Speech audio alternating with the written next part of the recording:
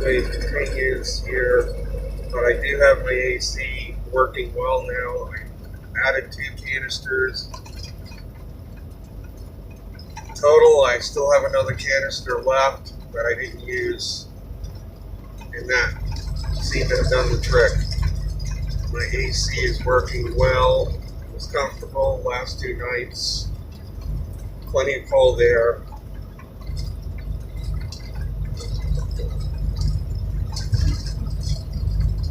So at least that's fixed.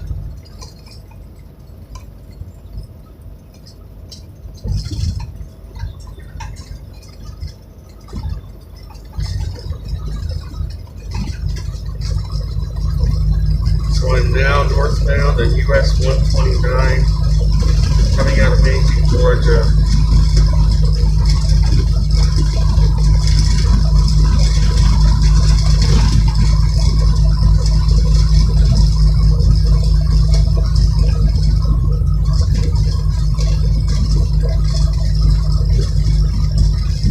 What I was going to talk about today, I'm going to talk about earthquakes. We recently had the 8.0, I think it was, in Peru several days ago.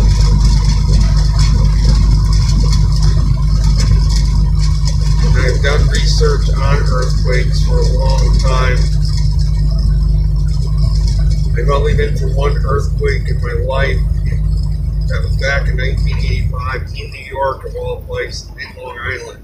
There was an earthquake in 1985.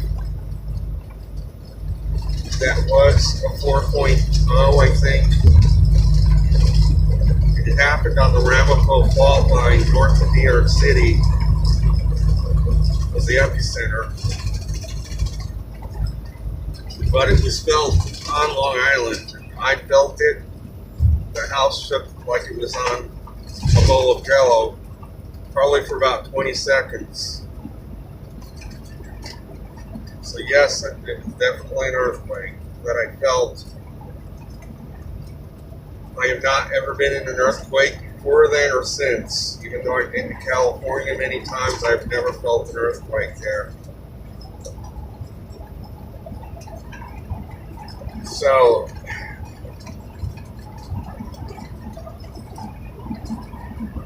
in 1982, a book was published called We Are the Earthquake Generation. I still have that book.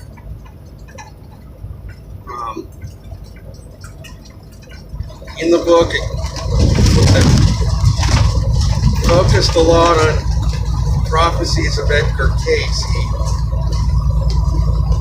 And in the book, which the time frame was incorrect for this book, this was written back in 1982, they said that by the year 2000, the Earth was going to undergo a major cataclysm and going to usher in a wonderful new age for mankind. And it based it on the prophecies of Edgar Casey.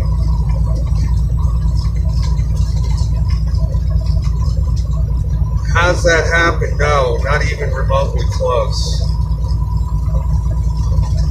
Is it going to happen? Well, the big question again is, does mankind have to go through a major cataclysmic event to wake them up? As a whole, as a collective.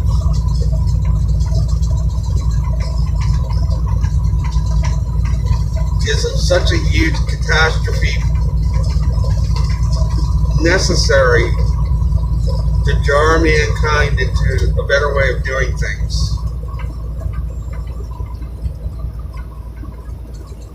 Or can mankind on their own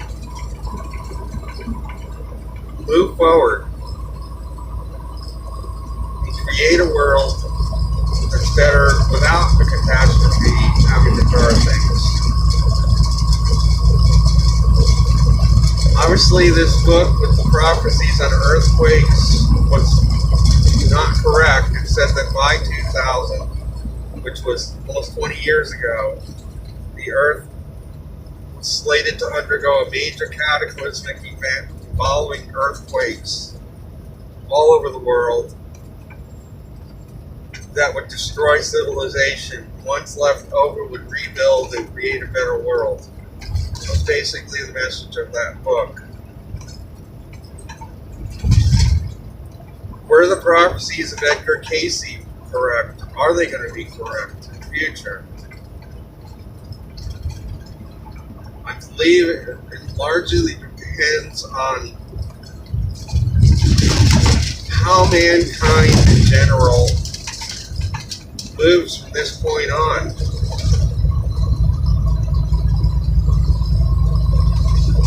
Perhaps another cataclysmic event will be required. It's hard to say at this point when and if it will happen.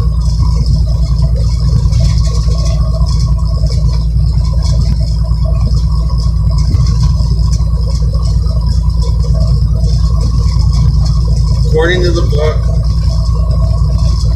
there were some really good points the book made, though, about the collective, how the collective can ward off a catastrophe. If, as a collective, we improve the way our mind patterns work, we could actually ward off a catastrophe and or be exempted from it, if it does happen, somehow. Ways that perhaps we can't even totally imagine, we can be exempted from a catastrophe if we have the right mentality.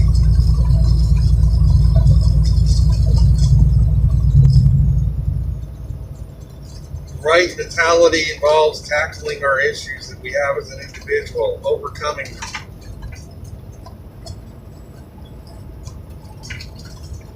To the point where we've tackled them.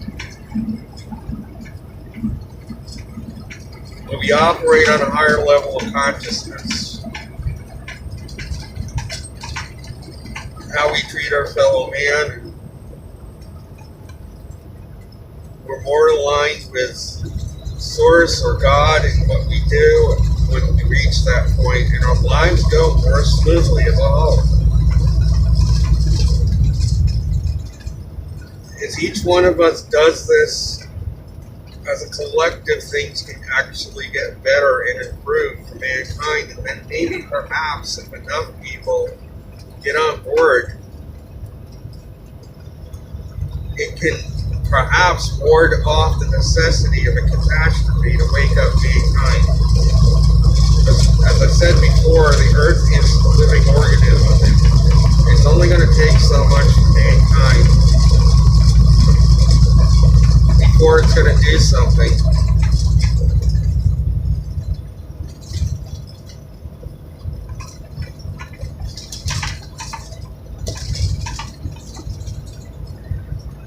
There are certain things I feel that mankind can't touch.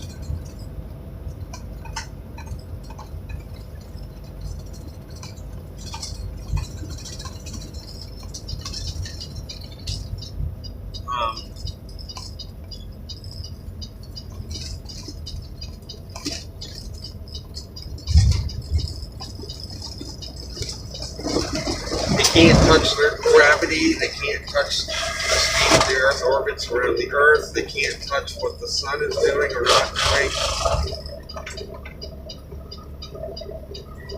And I believe mankind can't touch the weather either. The weather, some people believe mankind is altering the weather. I don't think mankind is capable of altering the weather anymore. They're capable of controlling where the moon is, how far it is from the Earth, controlling how much gravity the Earth has. The weather is something that huge.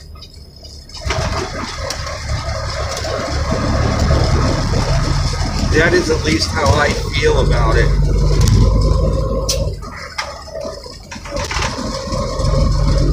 I may or may not be right.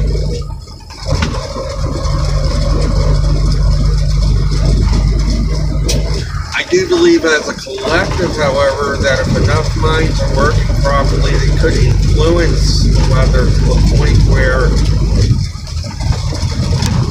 it can alter the course of a hurricane, perhaps, or it can perhaps change the path of a tornado where it might not harm sort of stuff. And yes, it could mitigate an earthquake even. The point where it doesn't do any real damage. That the fault slip will occur in a populated area, or it won't be as bad of a slip as it could have been. So I do believe minds of people can alter the outcomes of things.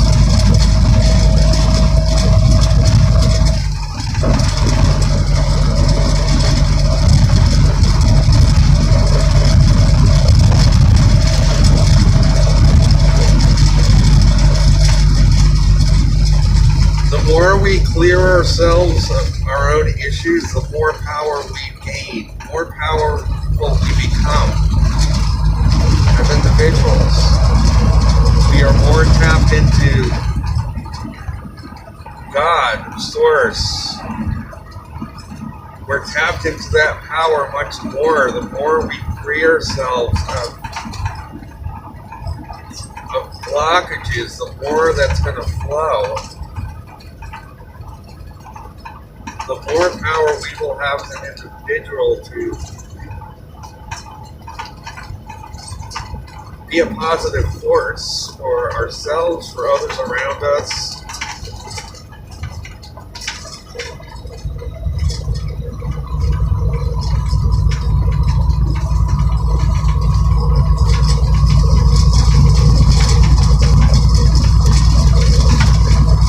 Again, realize there was an 8.0 earthquake in Peru. I don't know, I haven't really looked at it if it had any casualties or not. I just briefly saw a post about it.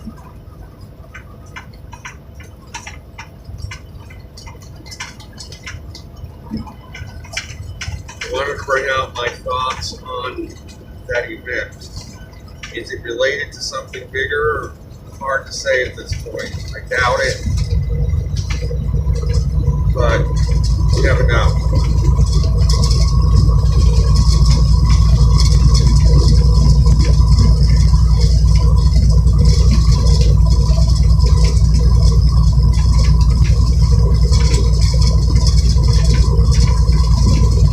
So yesterday in Macon, I parked south of Macon. It was free for the day. It was a very hot day. It got up to 101 degrees. It's currently 95 today on my thermometer. So it may get up close to 100 here again today. The skies are clear.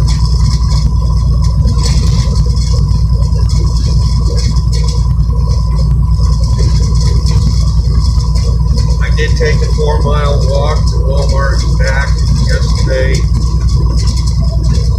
Town of Warner Robins.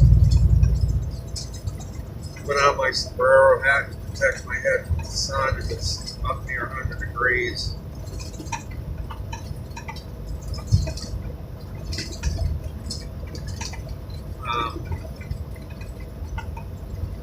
I had a nice lunch at